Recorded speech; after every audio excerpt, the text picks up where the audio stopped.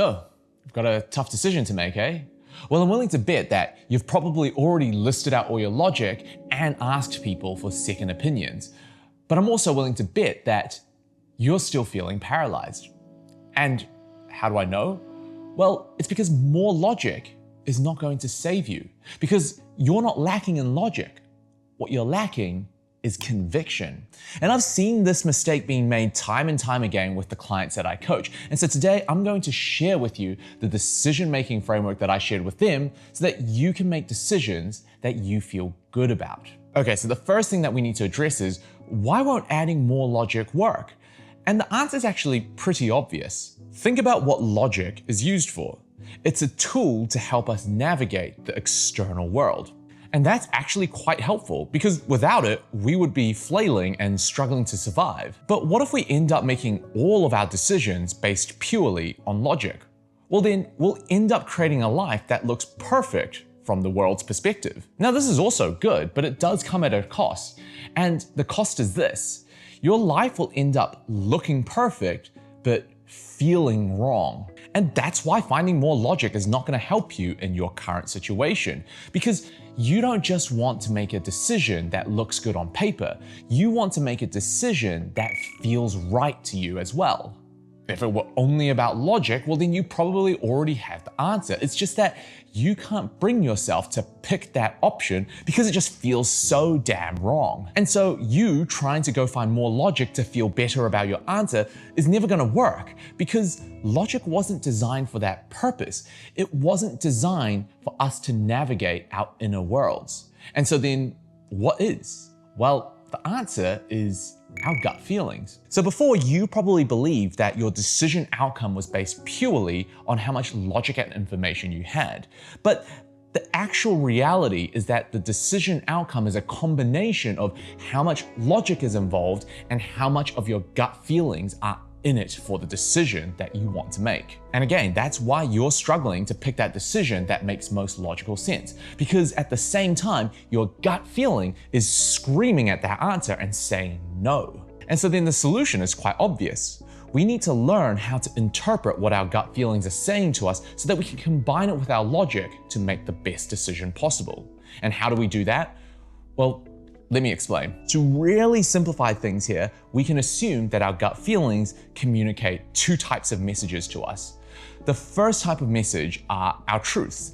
These are the things that make us feel alive and bring us a sense of purpose and fulfillment. The second type of message that it can send us are our fears. These are the kinds of things that used to bring us pain, which we now want to avoid. And the real reason why people can't trust their gut feelings really just comes down to the fact that they can't tell the difference between whether the gut feeling is communicating a truth or whether the gut feeling is communicating a fear. And, fair enough, if you didn't know how to tell the difference between the two, then it's very easy to end up living a life led out of fear. But that's a skill that can be learned. And now I'm going to share with you a super quick test that you can start running today so that you can tell whether your gut feeling is communicating a truth or a fear. Are you ready? It's this. Do you feel your body expanding or contracting? When you live by your truth, your body will start to expand. Just think about the classic pose of someone who looks really alive. Their arms are spread out and their head is tilted backwards. That is expansion.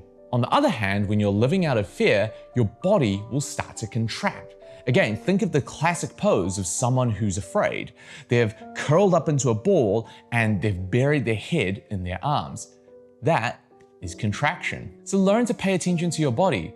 Feelings like being relaxed, being energized, or feeling breezy. These are feelings of expansion. While on the other hand, if you're feeling tense, suffocated, relieved, these are feelings of contraction.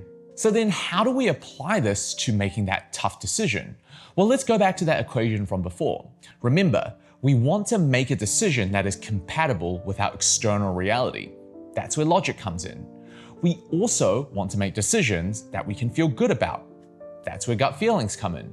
But we now also know that gut feelings contain fear. And so to make this decision-making process as bulletproof as possible, we need to remove fear from the equation. If we can apply this equation to all our decision making, then we'll be guaranteed to always be picking the option that makes most sense on paper and feels most right to us. So then, let's now put all of this stuff into a 5-step process that you can take away to make that tough decision. Now, this is the same process that I walk through with my coaching clients to help them make their own tough decisions. And these are tough decisions like, should I quit my prestigious career to go do filmmaking? Or should I go to business school? Or should I stay at my current company and become the CEO? It worked for them, so it should work for you as well. As long as you've got a good grasp with that equation from before, everything that I'm about to share should make intuitive sense. So step 1 is to list out all your logic for each of the options that you're considering. Now, I'm guessing that you've already done this, otherwise you wouldn't be watching this video.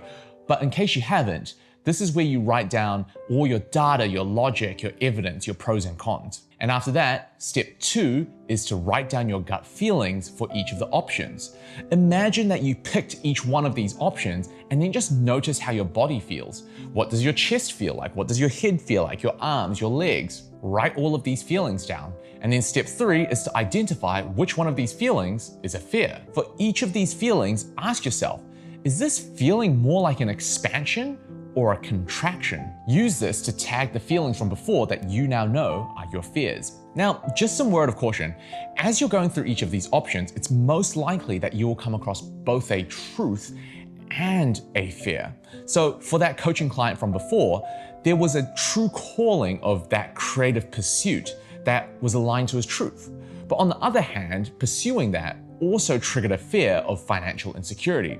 So try to pay attention to that nuance as you go through each of the options. And then step 4 is to let go of these fears. Now, this is a pretty big topic, so I'm not going to cover it here. I'll leave a link in the description to a video which talks about how to let go of fears. But just for now, give yourself permission to feel your fears.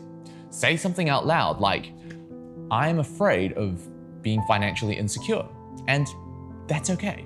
I'm allowed to feel afraid, and I'm allowed to feel financially secure. Fears can only move on when we give ourselves permission to feel them. And so even a short statement like the one I shared before will go lengths in helping you let go of that fear. But now, moving on to the final step, we are now ready to make that decision. So, you've listed out your logic, you've listed out your gut feelings, you've listed out your fears and let them go. So now, the decision making should be much more obvious. You pick the option that best balances logic and gut feelings while removing fear. By the way, I've created a free journaling guide that walks through this exact 5-step process. It's the same guide that I shared with these coaching clients and they found it pretty helpful. So if you'd like a copy, there's a free download link in the description below. But regardless, you should now have everything you need to make that tough decision because you now understand that logic is only one component behind making a good decision and that you can trust your gut feelings if you learn how to let go of the fears behind them. And so really all that's left is to learn how to properly let go of those fears. And so if you're ready, check out this video where I go in depth as to how you can let go of your fears. If you take the learnings from that video, combine it with the learnings from this video, well then you're well on your way to making decisions in life free from fear. Anyway, I hope this video has been helpful. Hope to see you in the next one. Peace.